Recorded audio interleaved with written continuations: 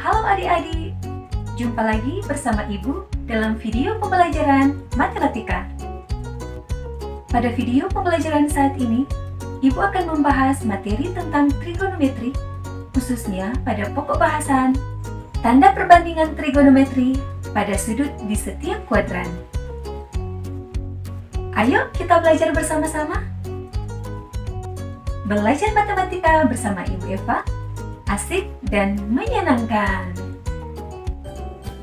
Adik-adik, masih ingat perbandingan trigonometri pada sudut-sudut istimewa? Kalau diperhatikan, tanda perbandingan trigonometri baik sinus, kosinus, dan tangen bertanda positif. Nah, jika sudutnya di atas 90 derajat, kira-kira bagaimanakah tanda nilai perbandingan trigonometrinya? Apakah semuanya bertanda positif? Atau ada yang negatif? Ayo adik-adik, simak penjelasannya dalam tayangan berikut ini. Pada koordinat kartesius, sumbu X dan sumbu Y membagi bidang menjadi 4 bagian. Di sini adalah letak dari sudut 0 derajat. 0 derajat sampai 90 derajat merupakan letak dari kuadran pertama. 90 derajat sampai sudut 180 derajat merupakan letak dari kuadran kedua. Dan sudut 180 derajat sampai 270 derajat adalah kuadran ketiga.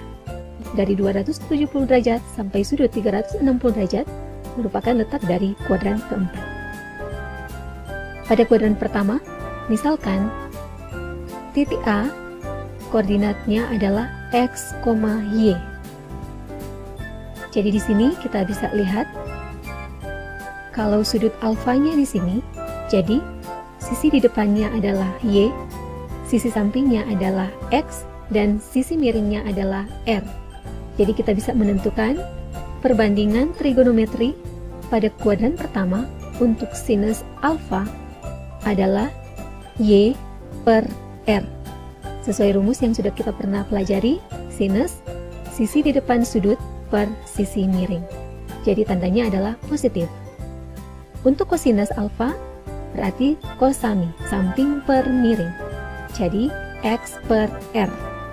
Tandanya positif. Dan tangen rumusnya tan desa, depan per samping. Jadi Y per X.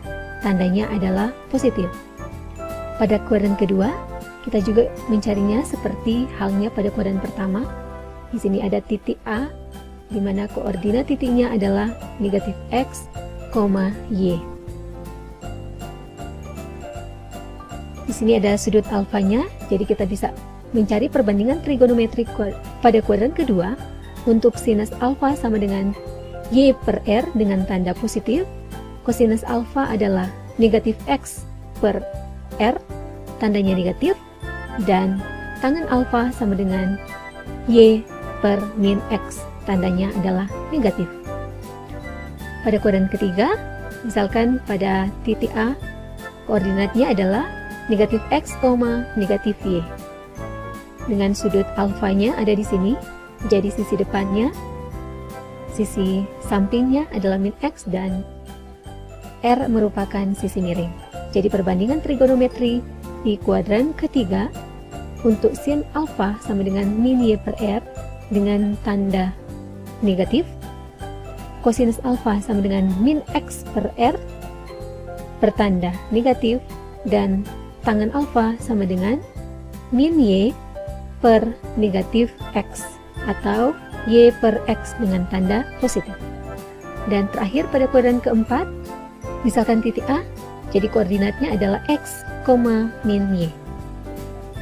Jadi untuk sudut alfanya di sini kita bisa menentukan perbandingan trigonometri di kuadran keempat, yaitu sinus alfa sama dengan negatif Y per R, tandanya negatif, kosinus alfa sama dengan X per R dengan tanda positif, dan tangen alfa sama dengan min Y per X, tandanya negatif.